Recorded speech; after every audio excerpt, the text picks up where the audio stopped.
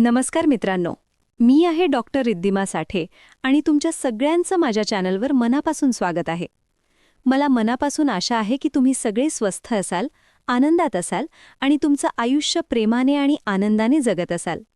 आज आपण एका अशा विषयावर बोलणार आहोत ज्याबद्दल अनेक जोडप्यांच्या मनात प्रश्न असतात, पण फार कमी लोक याबद्दल उघडपणे बोलतात.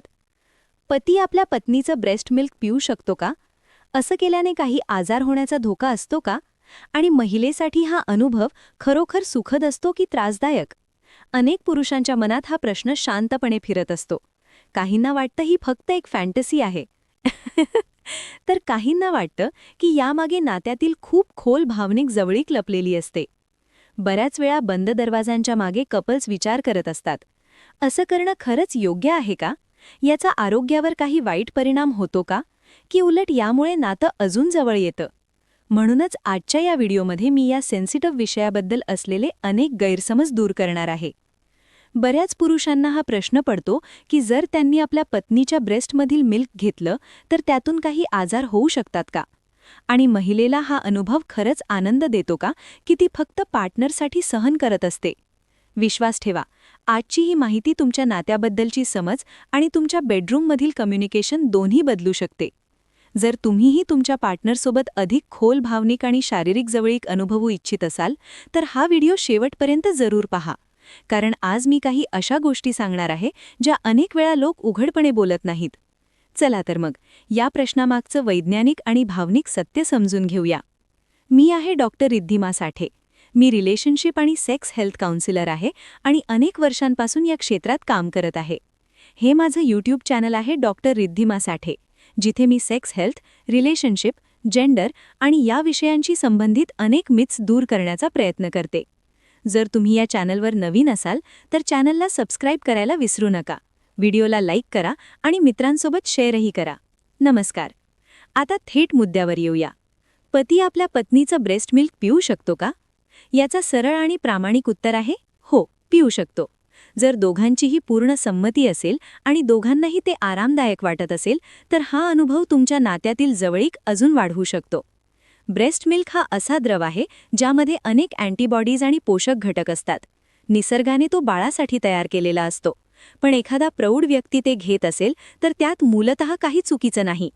इथे एक महत्त्वाची गोष्ट समजून घेणं आवश्यक आहे.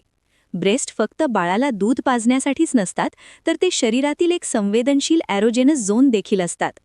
जेव्हा पार्टनर त्यांना प्रेमाने स्पर्श करतो किंवा सक करतो तेव्हा महिलांच्या शरीरात ऑक्सिटोसिन नावाचा हार्मोन रिलीज होतो. या हार्मोनला लव्ह हार्मोन देखील म्हटलं जातं. हा हार्मोन जोडप्यांमधील भावनिक बंध अधिक मजबूत करतो आणि दोघांनाही एकमेकांशी अधिक जवळीक जाणवते. काही पुरुषांना हाही प्रश्न पडतो की याची चव विचित्र असते का? किंवा ते पिल्याने काही आजार होऊ शकतात का? जर तुमची पार्टनर पूर्णपणे हेल्दी असेल तर सामान्यतः याबद्दल घाबरण्याची गरज नसते.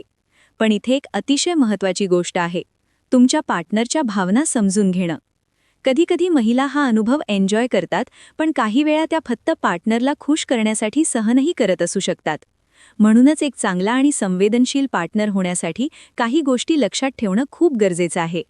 पहिली गोष्ट, हायजीन आणि इन्फेक्शन. कारण हा एक बॉडी फ्लुइड आहे, त्यामुळे तुमच्या पार्टनरला कोणताही इन्फेक्शन नसल्याची खात्री असणे महत्त्वाचे आहे.